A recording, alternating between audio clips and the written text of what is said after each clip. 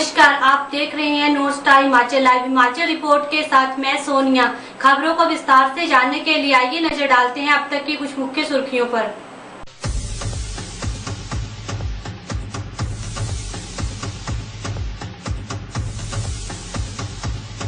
आंगनवाड़ी कार्यकर्ताओं ने पंजाब की तर्ज पर अपनी मांगों को उठाया।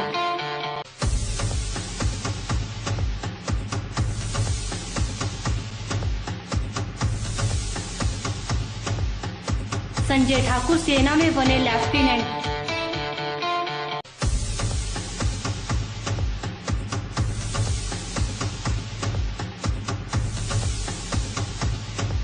पडल मैदान में शुरू हुआ 7 दिवसीय पुस्तक मेला।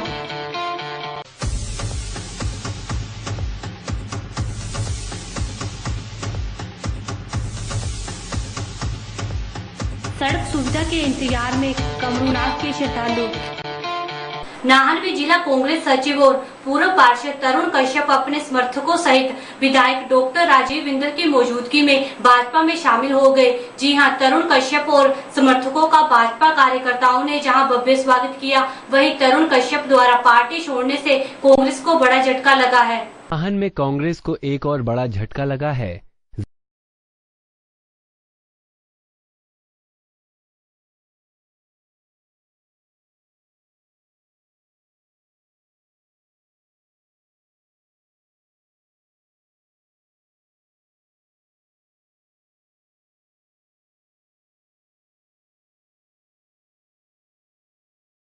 थोड़ा है जहाँ तक उनके कार्यों का हिसाब किताब है, उनकी निष्क्रियता को देखते हुए और डॉक्टर बिंदल की कार्यशैली से प्रभावित होकर और श्री नरेंद्र मोदी जी हमारे प्रधानमंत्री हैं, जो उनकी दूरदर्शिता को देखते हुए आज हमने यह फैसला लिया। कांग्रेस के सत्ता में रहते हुए भी कार्यकर्ताओं का पार्टी छोड़कर जाना साफ तौर पर कांग्रेस के लिए भी चिंता का विषय बना हुआ है। मगर इसके पीछे पार्टी की नाकामियां क्या हैं, ये कांग्रेस पार्टी के लिए बड़ा सवाल बना हुआ है। मंडी के थलोट हादसे में अपनी कीमती जिंदगियां गंवा चुके छात्रों के आत्म शांति के लिए जिला बिलासपुर में स्थित विश्व विख्यात शक्तिपीठ श्री नैना देवी में गायत्री यज्ञ का आयोजन किया गया, जिसमें राज्य सहित पंजाब, हरियाणा, यूपी से आए सैकड़ों श्रद्धालुओं ने भाग लेकर छात्रों के आत्म शांति के लिए प्राचीन प्रचंड कुंड में आहुतियां डाली। विश्व विख्यात शक्तिपीठ श्री नैना देवी जी में मंडी हादसे में मृत छात्रों की आत्मा शांति के लिए गायत्री यज्ञ का आयोजन किया गया। इस यज्ञ में पंजाब, हरियाणा, हिमाचल, यूपी से सैकड़ों की संख्या में श्रद्धालुओं ने भी भाग लिया और छात्रों की आत्म शांति के लिए प्राचीन हवन कुंड में आहुतियां डाली। किया था ताकि जो उन बच्चों को, उन परिवारों को जो बेसहारा हो गए, जगजननी मां नैना देवी सामर्थ्य प्रदान करे और बच्चों की दिवंगत आत्मा को शांति प्रदान करे। उत्तर प्रदेश मुरादाबाद की जो यज्ञ किया जा रहा है, जो बच्चे बह गए थे उनकी आत्मा की शांति के लिए बहुत अच्छी बात है। मां इनकी आत्मा को शांति दे। इससे पहले गायत्री यज्ञ का आयोजन वर्ष 2008 में उन 148 यात्रियों की आत्मा शांति के लिए किया गया था, जो नैना देवी में एक दर्दनाक हादसे में मारे गए थे। मंडी में आंगनवाड़ी कार्यकर्ताओं ने पंजाब की तर्ज पर स्केल मुहैया करवाने और बाकी मांगों पर भी जल्दी कार्रवाई करने की मांग उठाई है। उन्होंने इस प्रकरण पर जल्दी कार्रवाई न होने पर आने वाली 7 जुलाई को शिमला सचिवालय का घेराव करने की चेतावनी भी दे डाली है। सोमवार को मंडी में आंगनवाड़ी वर्कर्स व हेल्पर यूनियन जिला मंडी इकाई ने अपनी मांगों को लेकर धरना प्रदर्शन किया। आंगनवाड़ी कार्यकर्ताओं ने सीरी मंच से लेकर उपायुक्त कार्यालय तक रैली निकाली, जो उपायुक्त कार्यालय के बाहर आकर संपन्न हुई।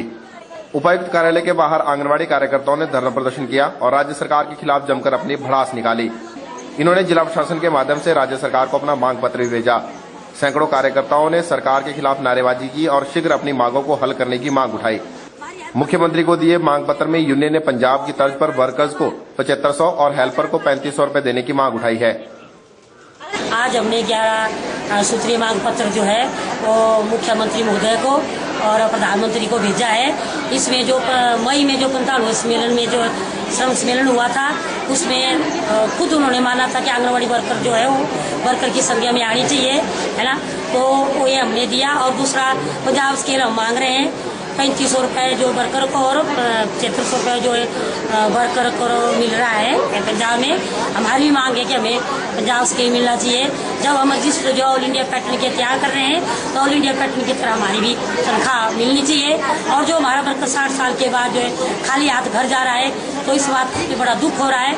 और हमें सरकार से एक शर्म होना चाहिए, सरकार को भी। एक महिला जो 40-40 साल काम कर रही है इस देश में और खाली हाथ जो है घर जा रही है, तो जो हमारा हरियाणा में 65 साल का हो गया कि वर्कर जो है अगर मेडिकल फिट है तो उसको 65 साल तक जो इसको आंगनवाड़ी में रखा जाए। तो हमारी भी सरकार से है, हिमाचल सरकार से, कि वो भी पंजाब पैटर्न चलाए।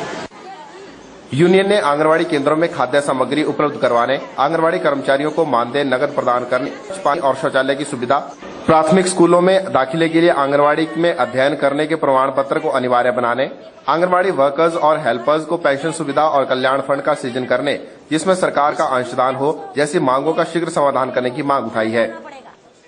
जो हमने प्रदर्शन जो हमने 10 जून से लेकर 17 जून तक जो हमने प्रदर्शन मंडी जिला में किए तारीखें की है, उसके लिए हमने जो सरकार ने 45वें श्रम सम्मेलन में जिस वर्षों को लागू किया गया था, माना गया था, उसको लागू करो और आंगनवाड़ी वर्कर और हेल्पर को रेगुलर करो। आंगनवाड़ी वर्कर और हेल्पर के मानदेय में पंजाब और उत्तराखंड और हरियाणा के तर्ज पर देना होगा और आंगनवाड़ी वर्कर हेल्पर को सुपरवाइजर का कोटा 90% ही देना होगा और सुपरवाइजर की पोस्टें जल्दी भरी जाए और आंगनवाड़ी वर्कर हेल्पर का मानदेय बैंकों द्वारा नहीं, विभाग द्वारा दिया जाए और आंगनवाड़ी वर्कर और हेल्पर के रिटायरमेंट पर 65 साल की जाए और आंगनवाड़ी वर्कर हेल्पर को जो विभाग द्वारा तन चना दाल और मूंगफली और किशमिश डालने के लिए बोला जाता है वो विभाग ही दिए और आंगनवाड़ी वर्कर हेल्पर को ग्रेजुटी और फंड और छुट्टी आदि की सुविधा दी जाए।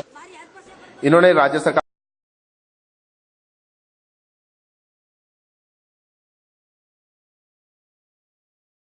मंडी जिले के पडल मैदान में नेशनल बुक ट्रस्ट द्वारा 7 दिवसीय पुस्तक मेले का आयोजन किया गया, जिसका शुभारंभ उपायुक्त मंडी द्वेष कुमार द्वारा किया गया। आपकी जानकारी के लिए बता दें, ये मेला यहां पर आने वाली 22 जून तक जारी रहेगा।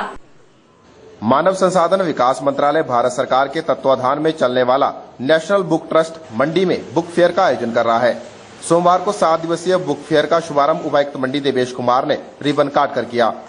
पड्डल मैदान में आयोजित किए जा रहे इस बुक फेयर में दिल्ली और देश के अन्य भागों के लगभग 32 प्रकाशक अपनी पुस्तकों को प्रदर्शित कर रहे हैं, ताकि लोगों को उनके घर द्वार पर ही उनकी पसंदीदा किताबें मुहैया करवाई जा सकें। पुस्तक मेले का शुभारंभ करने के बाद उपायुक्त मंडी देवेश कुमार ने इसका अवलोकन भी किया और आयोजित किए जा रहे इस मेले की सराहना की। उन्होंने कहा कि किताबें ज्ञान अर्जित करने का एक सशक्त माध्यम है और इसकी इम्पोर्टेंस कभी कम नहीं हो सकती।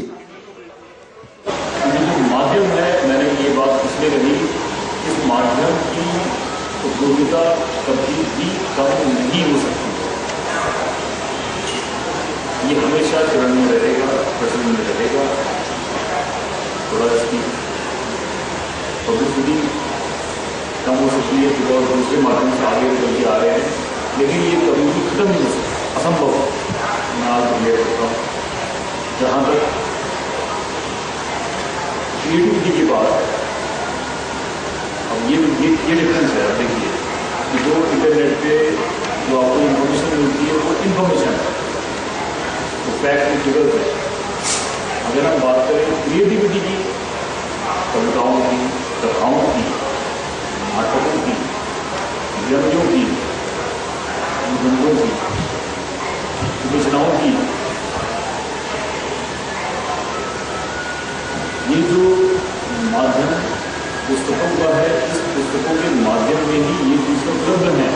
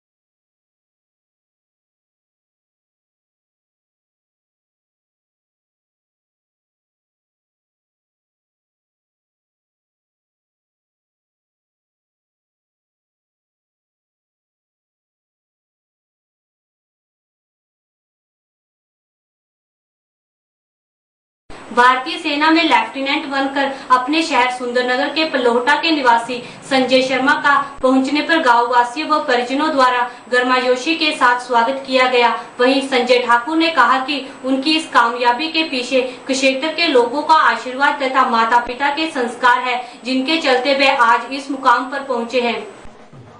सुंदरनगर उपमंडल के अंतर्गत आने वाले पलोहटा गांव में जन्मे संजय ठाकुर भारतीय सेना में लेफ्टिनेंट बन गए हैं। पिता नंदलाल ठाकुर और माता नर्मदा ठाकुर के घर जन्मे संजय ठाकुर बचपन से ही कुशाग्र बुद्धि के मालिक रहे हैं। लेफ्टिनेंट बने संजय ठाकुर ने प्रारंभिक शिक्षा सरस्वती विद्या मंदिर महादेव, करसोग और जोगिंदरनगर से प्राप्त करने के बाद 6ठी से 12वीं की शिक्षा सैनिक स्कूल सुजानपुर टीरा से प्राप्त की है। इसके बाद इनका चयन राष्ट्रीय रक्षा अकादमी पुणे के लिए हुआ। 3 वर्ष तक उन्होंने वहां पढ़ाई की और प्रशिक्षण प्राप्त किया। उसके बाद भारतीय सैन्य अकादमी देहरादून में 1 वर्ष के सैन्य प्रशिक्षण के बाद 14 जून को बतौर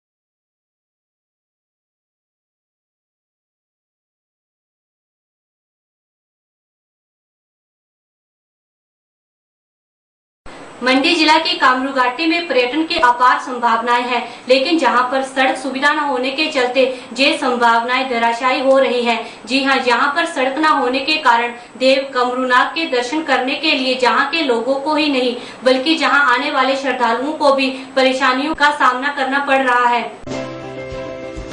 कमरू घाटी में देवभूमि मंडी के देवी देवताओं में सबसे प्रसिद्ध देव कमरूनाथ वास करते हैं। देव कमरूनाथ के मंदिर को जाने के लिए शुरुआत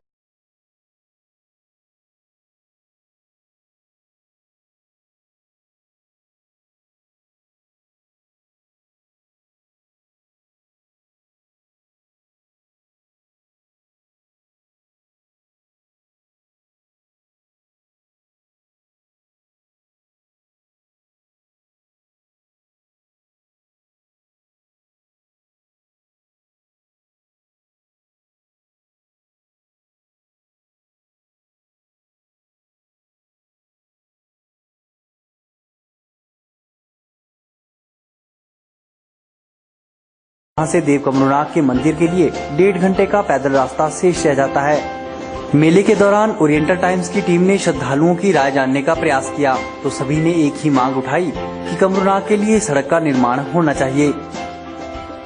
देखिए, यहाँ पर कमरूनाथ जी का मंदिर बहुत प्रसिद्ध है, जैसा कि आप देखते हैं ऊपर बहुत दूरी पे है यहाँ से।